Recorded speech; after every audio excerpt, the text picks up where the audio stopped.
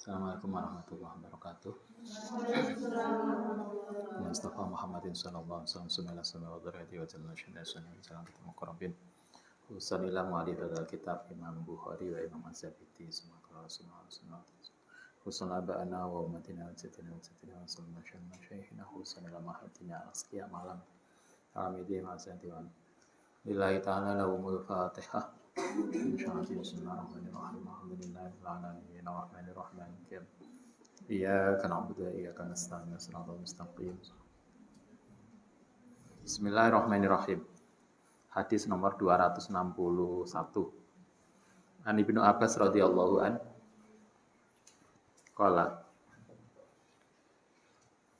lama takhala nalikane masuk sapa Nabi sallallahu alaihi wasallam al-baita ing Ka'bah. Ini kalau kita masuk Ka'bah, kira-kira kalau suatu ketika Anda dikasih kesempatan oleh Allah untuk bisa masuk Ka'bah, apa yang akan Anda lakukan? Kira-kira Anda akan ngapain?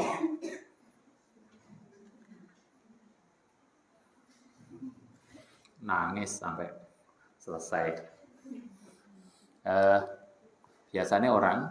Biasanya sebagian yang kita tahu, beberapa orang kalau masuk Ka'bah sholat di dalam Ka'bah. Biasanya gitu kan?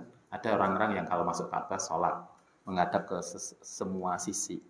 Tapi kalau kita lihat hadis ini, ternyata tidak.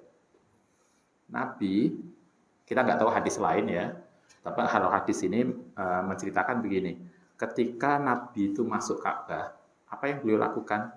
Da'a, dungo, sapa Nabi. Fi nawahihi dalam arahe Ka'bah kuliha, semua nawahi. Jadi ketika Nabi itu masuk Ka'bah, beliau yang dilakukan hanyalah berdoa. Tapi berdoanya untuk seluruh arah Ka'bah. Berarti arah Ka'bah itu berapa? 4. Berarti ke semua penjuru, berarti ke utara, selatan, timur, dan barat. Nabi ternyata ketika di Ka'bah, beliau berdoa saja. Walam yusolli, dan tidak sholat. Dan Nabi tidak melakukan sholat, hatta khoroja, sampai beliau keluar, mindu saking Ka'bah. Jadi kalau kita hadis ini, kita nggak tahu hadis lain, sekali lagi, kita nggak tahu, mungkin ada hadis yang lain, yang berbeda, tetapi kalau hadis ini menceritakan ketika Nabi itu masuk Ka'bah, Nabi memberi contoh tidak sholat, tetapi hanya berdoa saja di semua arah Ka'bah, tidak sholat. Falama khoroja, maka nalikane wis keluar sapa Nabi, roka'a, kemudian sholat sapa Nabi rokaat ini, 2 rakaat. Setelah keluar Ka'bah, barulah beliau sholat. Jadi sholatnya itu di luar Ka'bah, tidak di dalam Ka'bah. Boleh juga kalau Anda sholat di Hijr Ismail. Hijr Ismail itu dianggap dinilai sebagai bagian dari Ka'bah. Karena itu kalau kita umroh, kalau kita tawaf, kita tidak boleh nyentuh Hijr Ismail. Karena ketika kita tawaf, kita harus menjaga jarak dengan Ka'bah. Kita nggak boleh bersentuhan.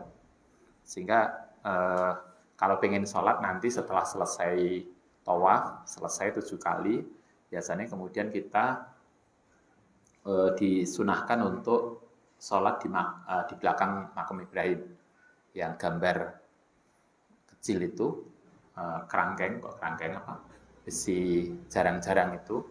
Kalau pengen sholat, silakan Anda bisa sholat di Hijr Ismail. Itu salah satu yang tempat yang mustajabah. Tetapi tidak di dalam Ka'bah sendiri Nabi tidak memberi contoh. Beliau sholat itu justru setelah keluar dari Ka'bah. Beliau sholat 2 rakaat. Min kibalil Ka'bati saking arah Ka'bah.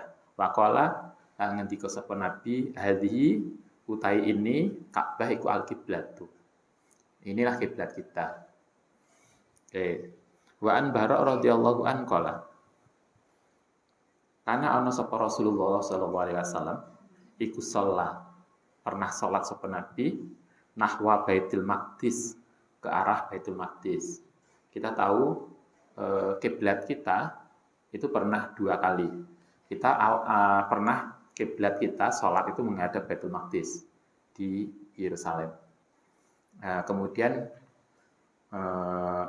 kita diperintahkan untuk pindah kiblat ke arah Masjidil Haram Ka'bah. Berapa lama kita sholat menghadap Baitul Maqdis? Berapa lama? Nah, di situ ada Sitata Asaro Saharun. Sitata Asaro 16 bulan. Suwil. Rong semester atau belum semester? 3 semester ya. 16 bulan itu kan satu semester itu berapa bulan? Katakanlah 6 bulan, efektifnya 3 bulan. Efektifnya kan Anda kuliah kan 3 bulan cuman. Belum belere, belum telate. 16 kali pertemuan dikurangi UTS UTAS tinggal 14. Dikurangi tanggal merah, dikurangi dosennya anak kegiatan, sekarang piro kuwi. Belajar sesuatu yang luar biasa banyak hanya dengan efektif paling 12 atau 11 toh. Anda harus belajar materi yang luar biasa. Kalau Anda belajar misalnya sejarah peradaban Islam, itu mulai masa Nabi sampai masa kontemporer, hanya dipelajari 10 pertemuan. Wih, top banget itu. Kalau Anda tidak serius, kan nggak akan dapat apapun. Nabi itu pernah kita, maksudnya bukan hanya Nabi kita, pada masa Nabi itu pernah menggunakan Baitul Maqdis sebagai arah kiblat selama sitata asar sahrun, yaitu 16 bulan.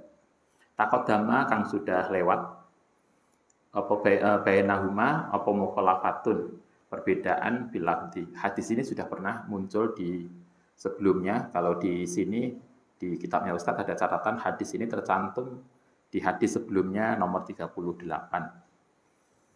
Wa an Jabir radhiyallahu kan kana ana sapa Rasulullah sallallahu alaihi wasallam iku yusolli salat sapa nabi ala rohilatihi yang ngatasi kendaraan. Anda masih ingat dulu, saya kira di SMA aliyah kita pernah diajari salat di atas kendaraan. Naik kereta salat, naik pesawat salat. Nabi pernah ngajari kita bagaimana kalau sholat di kendaraan. Haitsu tawajjahat, nalikane menghadap apa rohilatih bi kelawan kiblat. Jadi kalau Nabi sholat sunnah di atas kendaraan, maka pas takbiratul ihram itu diarahkan ke kiblat. Agak susah lah Anda kereta dari Jakarta ke Surabaya, karena sepanjang jalan madhep ngulon kabeh. Madhep mana itu?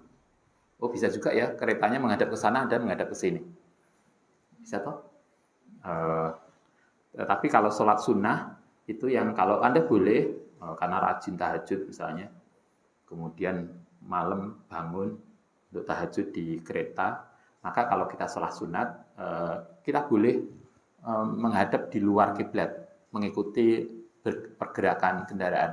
Tetapi ketika takbiratul ihram diharapkan untuk menghadap kiblat. Nah, itu kalau sholat sunnah. Bagaimana kalau kita sholat fardu? Fa'idha arada nalikane sholat menghendaki sapa nabi faridotan ing sholat fardu nazala mongko turun sapa nabi wastaqbala lan ngadep kiblat sapa nabi wastaqbala lan madhep sapa nabi al-kiblata. Ternyata kalau beliau sholat wajib, beliau turun. Berarti sholat wajibnya tidak di atas kendaraan. Hanya sholat sunnah saja. Itu yang dicontohkan Nabi. Jadi kalau sholat sunnah, beliau pernah naik sambil di kendaraan sholat. Rukuk sujudnya tidak harus seperti kita kalau sholat di kondisi normal. Rukuk sujudnya hanya sebuah gerakan yang sujud lebih rendah daripada rukuk. Itu saja. Tetapi yang dicontohkan Nabi adalah sholat di atas kendaraan itu hanya ketika sholat sunnah. Ketika beliau menghendaki sholat wajib, nazala, beliau turun. Jadi ketika sholat wajib di dalam kondisi normal.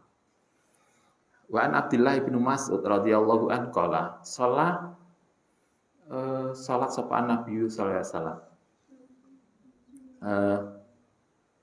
Kala ngendika sapa Ibrahim Ar-Rawi, yang merawikan itu Ibrahim an Alqamah, saking Alqamah, Ar-Rawi yang meriwayatkan an Ibnu Mas'ud saking Abdullah bin Mas'ud, la adri, tidak ngerti sapa ingsun, zada lebih au naqasa atau kurang. Suatu ketika Nabi itu sholat jamaah. Kita nggak tahu kata para sahabat kurang atau tidak. Tetapi yang diceritakan begini, falama salama, mongko nalikane wus salam. Sapa Nabi kila, kemudian ditanyakan lahu maring Nabi, ya Rasul, ahadasa, adakah sesuatu yang baru fi sholati in dalam sholat apa syai'un sesuatu. Ketika selesai sholat, Nabi ditanyakan di Nabi, kok sholatnya nggak biasa? Mungkin kita kayak maghrib 2 rakaat atau isya 3 rakaat, nggak biasa. Karena itulah para sahabat kemudian mengkonfirmasi, kok sholatnya nggak biasa? Apa ada sholat baru? Kala kemudian nanya sapa Nabi, wa madzaka?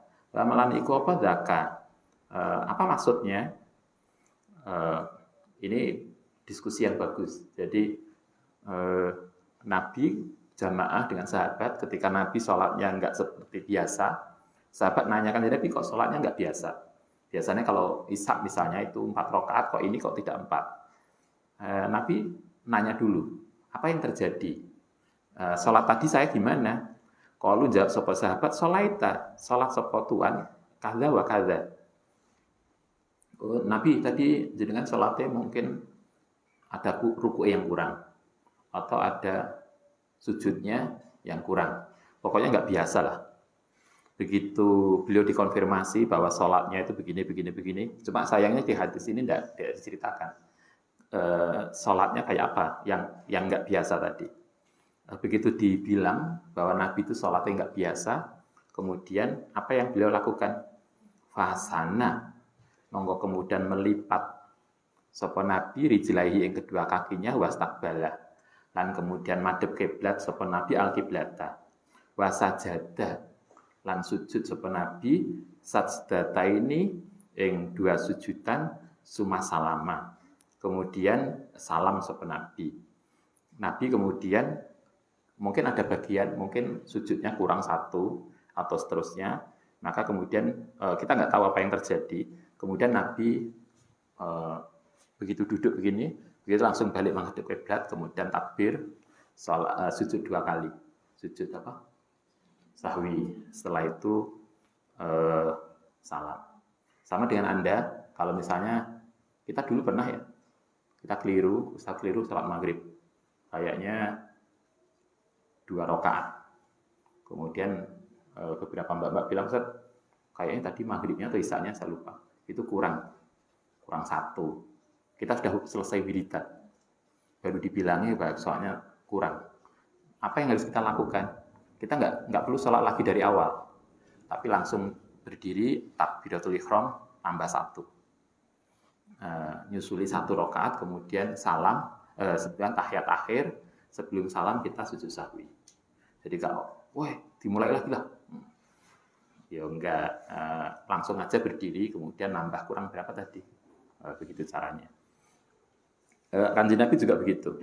Fala maqbala, mongko nalikane menghadap setelah selesai tambahan yang kekurang tadi, setelah sujud sahwi, kemudian beliau salam, kemudian beliau menghadap ke sahabat, menghadap ke belakang, biwajihi kelan wajah Nabi qala, innahu sedene kelakuan iku lau hadasa, lamun terjadi fi sholati ing dalam salat apa syai'un sesuatu, nanabak tukum, mongko yakti akan mengingatkan kum isiro bi kelan ma.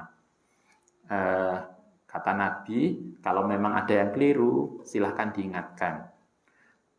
Walakin tetapi innama ana karena satu menit ingsun iku basyarun. Kata Nabi, saya itu juga manusia, kadang juga lupa. Walaupun Nabi itu tidak pernah tidur hatinya. Kalau Anda lihat dalam sebuah bait lam yahtalim qatu toham mutlaqan abada itu, Nabi dikatakan, hadisnya juga ada bahwa Nabi itu mata beliau bisa tidur, tapi hati beliau tidak pernah bisa tidur. Jadi walaupun kita itu turu, hati beliau tetap zikir pada Allah. Nah, kita kan enggak, motone mentiling, artinya kebalikannya. Itulah bedanya kita dengan Nabi. Walaupun Nabi itu hatinya tidak pernah lupa pada Allah, tapi kadang beliau juga lupa di luar kesadaran. Nantinya itu untuk memberi contoh pada kita. Karena itu Nabi mengatakan, Ana basyarun mislukum. Saya juga manusia seperti kamu. Kadang juga lupa. Bahkan kemarin Anda masih ingat, Nabi ngimami kok ngarep sampai sholat subuh toh. Subuh ya.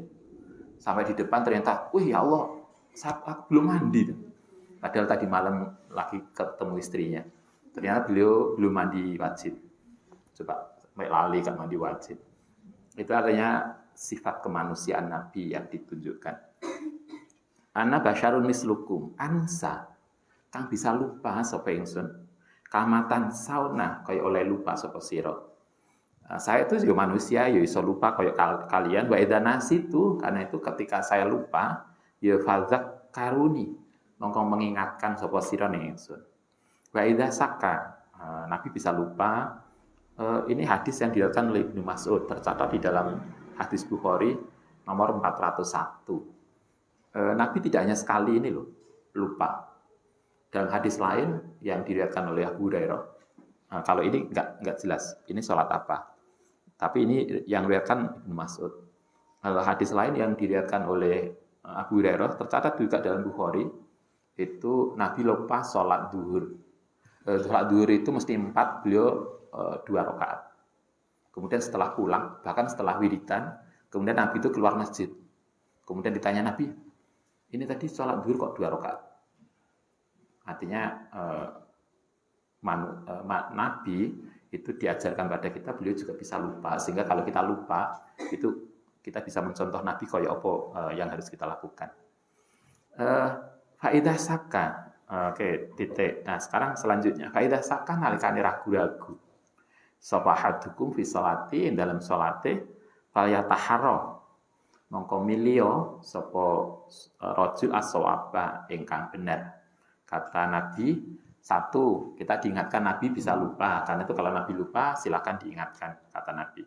Kemudian yang kedua, kita diajari kalau kita sendiri sekarang lupa, misalnya Anda sholat isya, ini mau 3 atau 4 ya?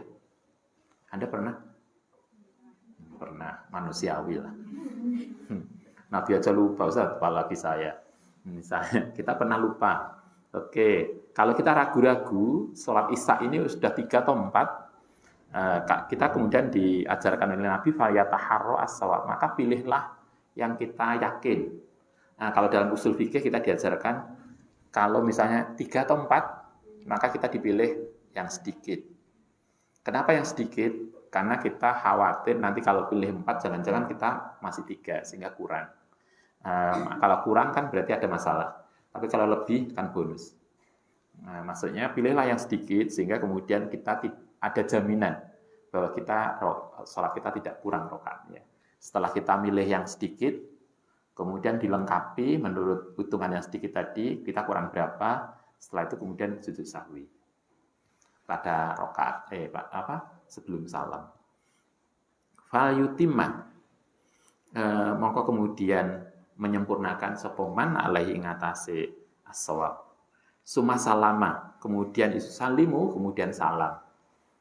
Supaya judu, kemudian sujud sajdata ini 2 sujudan. Nah, kalau hadis ini mengajarkan sujud sahwi itu dilakukan setelah salam. Tapi kalau hadis lain, sujud sahwi dilakukan sebelum salam. Hadis yang sebelumnya tadi ketika Nabi ngasih contoh, Nabi sujud sahwinya sebelum salam. Tapi kalau dalam hadis yang beliau ucapkan, Nabi mengajarkan sujud sahwi setelah salam. Artinya ada 2 model. Kita boleh sujud sahwi setelah salam, atau kita sujud sahwi sebelum salam. Kalau mazhab Syafi'i mengikuti sujud sahwi yang sebelum salam. Tetapi kalau ada orang lain sujud sahwi itu setelah salam, ya silahkan. Kita nggak perlu berdebat karena kita punya dasar. Yang mengatakan sujud sahwi itu setelah salam itu berdasarkan qaulnya Kanjeng Nabi. Tapi kalau sujud sahwi sebelum salam itu berdasarkan sunnah fi'liyah Nabi. Karena Nabi melakukan sujud sahwi itu sebelum salam. Sementara di dalam hadis qauliyahnya beliau mengatakan sumayusallim sumayasjudu sajdatain. Jadi salam kemudian baru sujud. Tapi kalau Nabi memberi contoh sujud dulu baru salam. Silakan Anda bisa pilih. Tetapi kalau kita dalam mazhab Syafi'i kita sujud dulu baru kemudian salam. Wa an Umar radhiyallahu an qala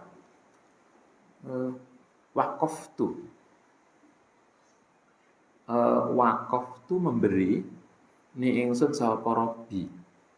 Ini Umar bin Khattab, salah satu mertua Nabi.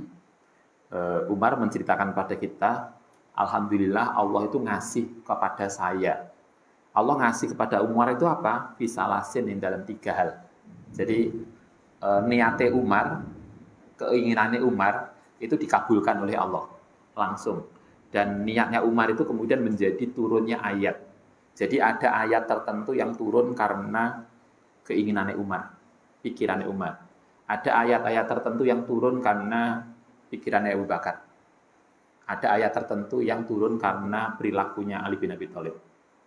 Jadi ada sahabat-sahabat yang kemudian perilakunya membuat Allah Ta'ala menurunkan Al-Quran ayatnya. Ayat tentang sedekah, di mana ada orang yang kemudian ngasih sedekah, memberikan cincin. Jadi ketika itu ada Sayyidina Ali lagi sholat di masjid, kemudian ada pengemis. Pengemis itu nyari orang untuk minta sedekah. Ternyata mungkin sahabat-sahabat ketika itu lagi nggak bawa uang, nggak ada yang ngasih. Karena nggak ada yang ngasih, kemudian Ali itu sambil rukuk, tangannya begini. Cincinnya dikasihkan pengemis. Kemudian pengemis itu ngambil cincin beliau, ketika itu beliau lagi sholat. Dan itu kemudian turun ayat yang memuji perilaku Ali. Ada begitu. Ini ada lagi 3 ayat yang turun karena pikirannya Umar bin Khattab. 3. Pertama apa? Kultu matur sapa ingsun. Ya Rasul, ya Kanjeng Nabi, lawit takhudna, barangkali bisa mengambil sapa kita min makomi Ibrahim, saking makom Ibrahim, musalla sebagai tempat sholat. Pertama tentang makom Ibrahim. Umar itu pernah bertanya ke Nabi, ya Kanjeng Nabi, mbok yo ya kita itu dibolehkan atau menjadikan makom Ibrahim itu sebagai tempat sholat, menjadi salah satu tempat sholat yang istimewa. Nah, kemudian turunlah ayat ini, panazalat, mongko turun wattahidu min makomi Ibrahim musalla. Ayat ini turun karena keinginannya Umar untuk menjadikan makom Ibrahim sebagai tempat sholat. Wattahidu lan padha mengambil sapa mereka min makom Ibrahim, saking makom Ibrahim musalla, yang tempat sholat. Itu satu, keinginannya Umar dikabulkan. Kemudian yang kedua, wa ayatul hijab, ayat hijab. Masih ingat ayat hijab ya? Kemarin di hadis sebelumnya sudah pernah disampaikan. Ayat hijab itu terkait dengan perintah Al-Quran agar perempuan memakai hijab menutup dada. Nah, itu ayatnya. Nanti dicek ayat hijab yang biasanya dipakai oleh sebagian orang yang mengatakan bahwa perempuan harus menutup kerudungnya sampai bawah sehingga menjadi jilbab besar. Apa itu namanya? Jilbaber. Sehingga nggak boleh kalau kudungan kayak Anda. Sebagian kadang-kadang kan kudungan di kayak pramugari. Kemudian kerudungnya apalagi diletakkan di dalam, itu nggak syar'i. Yang syar'i itu jilbaber, yang kemudian jilbab besar. Karena jilbabnya menutupi dada. Ayat itu turun dari kejadiannya umat. Di hadis sebelumnya kita masih ingat, ketika itu para istri Nabi itu menggunakan kerudung biasa, mungkin kayak kita, kerudung yang yang funky ya, kerudung kecil itu apa namanya? Pokoknya kerudung-kerudung standar lah, biasa. Sementara Anda tahu, orang Arab pun juga biasanya kerudungan. Karena itulah kemudian tidak bisa dibedakan ini istri Nabi atau orang lain. Sehingga ini santri atau bukan santri. Karena itulah Umar mengatakan, Kanjeng Nabi, mbok ya, istri-istri Kanjeng Nabi itu disuruh menggunakan pakaian yang berbeda. Sehingga kami itu tahu, oh ini istri Nabi, oh ini ummahat kita. Sehingga kita nggak salah. Karena itu kalau di pondok tertentu, saya kira Anda tahu di beberapa pondok, ada pondok-pondok biasa yang kemudian mewajibkan santrinya, santri putri kalau keluar harus pakai cadar. Kenapa harus pakai cadar? Karena untuk membedakan santri itu, pondok itu dengan santri lain. Tidak ada tujuan lain, bukan berarti sama dengan kelompok yang itu. Tetapi hanya sekedar bahwa dia, oh ini loh santri pondok Al-Askia, kalau ke kampus harus pakai cadaran. Misalnya. Jadi ketok, oh lah cadaran berarti Al-Askia. Lah bukan cadaran berarti enggak. Kalau Anda biasanya ada toh pakaian tertentu yang khas. Umar pernah terkait dengan itu. Jadi beberapa kali kasus istri Nabi itu pakai pakaian biasa sehingga ketika gelap para laki-laki nggak bisa membedakan mana istri Nabi dan mana orang lain sehingga kemudian dikhawatirkan istri Nabi tadi digoda oleh orang lain. Karena itulah Umar mengatakan ke Kanjeng Nabi mboyo ya, istri-istri Kanjeng Nabi itu kalau keluar disuruh pakai pakaian yang berbeda. Karena itulah kemudian turun hijab. Jadi karena itu hijab itu bukan sekedar kewajiban menutup dada, tapi sebetulnya adalah itu terkait untuk identiti. Karena itulah kenapa Anda bisa paham, kita bisa memahami beberapa orang mengatakan baju perempuan itu tidak harus kemudian semuanya enggak, tapi asalkan dia sudah nutup aurat dan identitas sebagai muslim kelihatan, selesai. Tidak seketat ini toh. Anda bisa lihat teman-teman kita yang Katolik kan ada kerudung juga, tapi kan khas kerudungnya. Koyok suster gitu ya. Bener ya? Jangan-jangan saya keliru. Biarawati itu kan khas banget tuh kerudungnya. Yang nggak khas itu kan santri, nggak jelas kerudungnya. Itu kan modelnya di mana-mana kan sama. Mestinya kita mungkin begitulah. Identitas, oh kalau ini muslim, oh kalau ini kerudungnya Katolik. Kita sama-sama pakai sarung, laki-laki. Pak Yai kita pakai sarung. Anda lihat kalau di Bali, tokoh-tokoh agama Hindu kan juga pakai sarung. Karena sarung kan budaya Indonesia sebetulnya, budaya Nusantara. Sehingga di Saudi kan nggak ada sarung.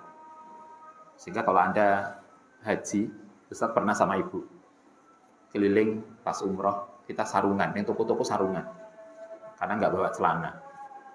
Kemudian kita sama ibu diikuti oleh laki-laki besar. Ngikuti kemana saja kita pergi. Ternyata setelah selesai, dia hanya bilang, sarung Anda bagus, boleh nggak kami tukar dengan serban? Kita nggak punya apa-apa di dalamnya. Misalnya, mak sarungnya mau diminta, karena bagi mereka sarung ini luar biasa. Di negaranya nggak ada. Oh, ini cantap. Hanya dia pengen punya sarung. Kita kembali ke sini ayat hijab. Kultu matur sapa ingsun ya Rasul lau amarta lamun memerintahkan sapa tuan nisaaka ing istri-istri tuan ayah tajibina ento pakai hijab sapa nisa. Jadi Umar itu kemudian menyampaikan Kanjeng Nabi, tolonglah istri-istri Nabi itu menggunakan hijab yang khas, yang berbeda dengan orang perempuan lain. Fa innahu krana sedaya kalaku yukalimuhunna padha ngomong mempercakapkan huna ing nisaaka sapa al baru orang baik wal fajiru. Kanjeng Nabi istri jenengan itu, istri Nabi itu kalau keluar itu jadi rasan-rasan loh. Jadi kalau istri Nabi keluar itu jadi rasan-rasan karena tidak jelas identitasnya, kerudungnya pakaiannya sama dengan yang lain. Karena itulah agar kemudian tidak dirasani oleh orang lain, tidak diganggu orang lain, maka tolonglah istri Nabi kalau pakai bajunya yang beda dengan orang non muslim. Sehingga kemudian bisa dibedakan, oh ini muslim, oh ini enggak Islam. Karena kan Anda tahu kalau di sana tidak Islam pun namanya ya Arab. Pakaiannya sama. Karena itu kita harus beda. Sehingga tadi yang saya bilang, di pondok lain ada yang mewajibkan santri itu kalau keluar pakai cadar. Kenapa? Karena di situ banyak pondok dan itu untuk memastikan, oh ini kalau ini pondok ini, kalau ini pondok itu. Ada identitasnya. Kalau dulu di mana ya? Oh di Pondok Selatan ini, Pondok Arifai misalnya, kalau santri keluar harus pakai jas, ya jas alma mater. Sehingga ketok, oh lek metu iki santri, oh ini bukan santri. Kalau di pondok-pondok begitu kan, kalau kita keluar pakai identitas pondok, sehingga ketok lah kita itu santri.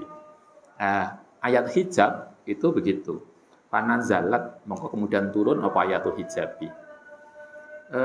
Itu yang kedua. Yang ketiga, yang pikirannya Umar, wastama'a, pernah kumpul sapa nisaun nabi, istri nabi, fil ghairati dalam kecemburuan yang alaihi ngatasi nabi. Pernah istri-istri nabi yang ketiga itu kalau nggak salah, Anda bisa cek, menurut riwayat dikoordinir oleh Sayyidah Aisyah. Jadi Sayyidah Aisyah itu cemburu banget dengan Nabi. Kemudian beliau mengordinir istri-istri yang lain untuk membuat kesepakatan dengan Kanjeng Nabi. Jadi istri-istri dikoordinir yang kemudian membuat sesuatu yang, tapi Nabi kemudian menjadi gelisah karena itu. Jadi Nabi akhirnya menjadi sedih karena istri-istrinya bersatu untuk melakukan sesuatu yang menyusahkan Nabi. Fakultu, Sayyidina Umar tahu ada perilaku istri Nabi yang nggak pas. Fakultu maka kemudian matur sapa ingsun lahuna maring para istri tadi. Oh, Umar kata-katanya keren banget. Beliau mengatakan gini, asa robu intolak kukunna ayubadilahu azwajan khairan minhunna.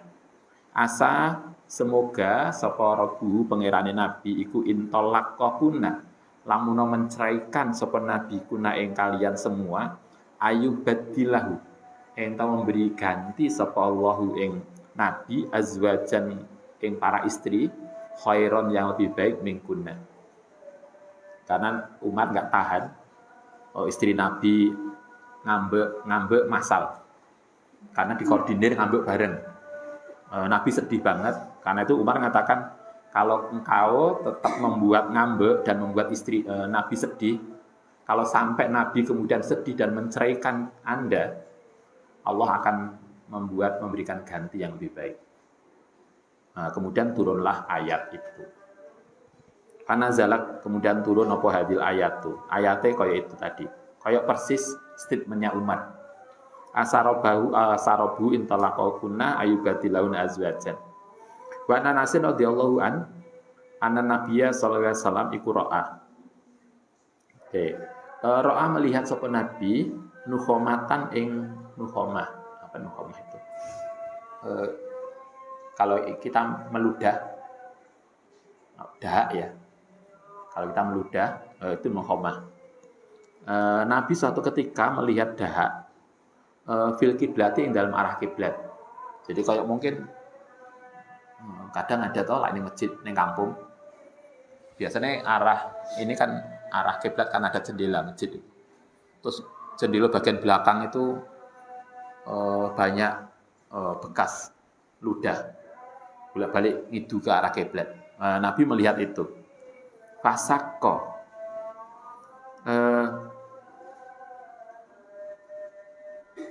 Kemudian sakko itu memecah zalika yang mengkono nukhoma alai ngatasin Nabi hatta ru'iyah, kemudian sehingga bisa dilihat di wajihi.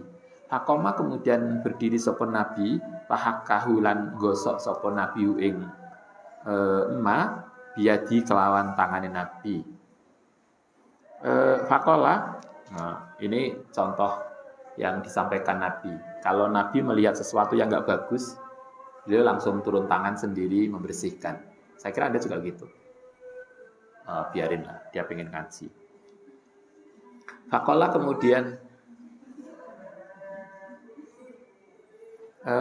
kemudian dawuh sapa Nabi, inna hadakum saat temene salah satu sira kabeh iku idza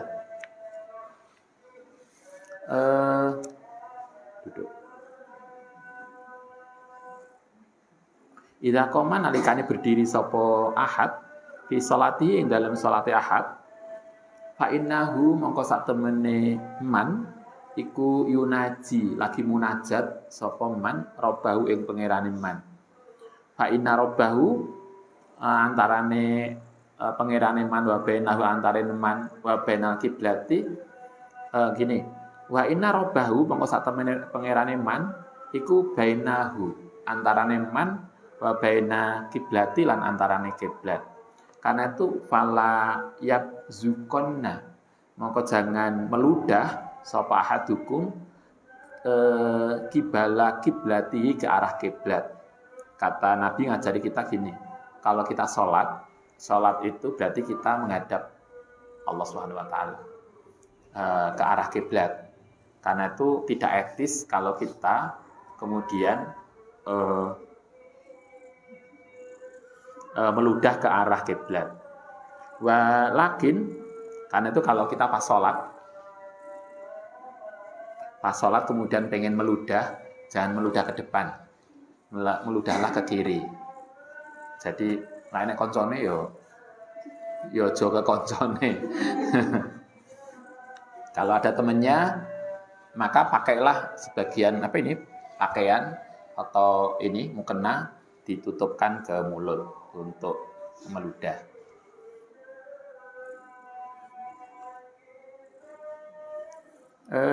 Walakin al yasarihi tetapi ini dari sisi kirinya au tahta qadamihi atau di bawah kakinya. Suma ahada maka meludahlah ke kiri kalau memungkinkan, kalau enggak ludah ke bawah. Suma ahada kemudian ngambil sapa Nabi tarafaridaihi ing ujung serbane Nabi. Fabasako kemudian meludah sapa Nabi fihi ing dalem tarafaridaihi. Sumarodda kemudian mengembalikan ba'dahu ala ba'din sebagian pada yang lain. Faqala au yaf'alu atau hendaknya bisa berbuat sapa ahad hakadha seperti ini tadi. Wa Nabi Hurairah radhiyallahu an wa fi ziyadatun wala an yamanihi yaminihi tidak dari arah kanannya. Lagi wa Anasin radhiyallahu an qala Rasulullah sallallahu alaihi wasallam al-buzaku utawi meludah fil masjid dalam masjid itu khotiatun sebuah kesalahan. Karena itu wa kafaratuhu utai kafarote itu dafnuha membersihkan. Meludah di masjid itu tidak etis karena itu harus membersihkan ludahnya. Oke. Al-Fatihah.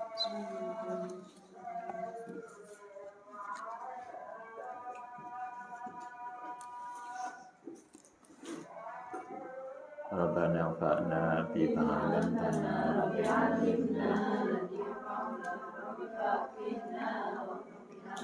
wa qarabati lana Rabbana anfa'na bima 'allamtana Rabbi 'allimna ladhi yafa'una Rabbi fatina wa fatihana wa qarabati lana bidina.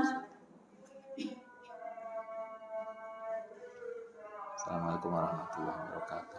Waalaikumsalam.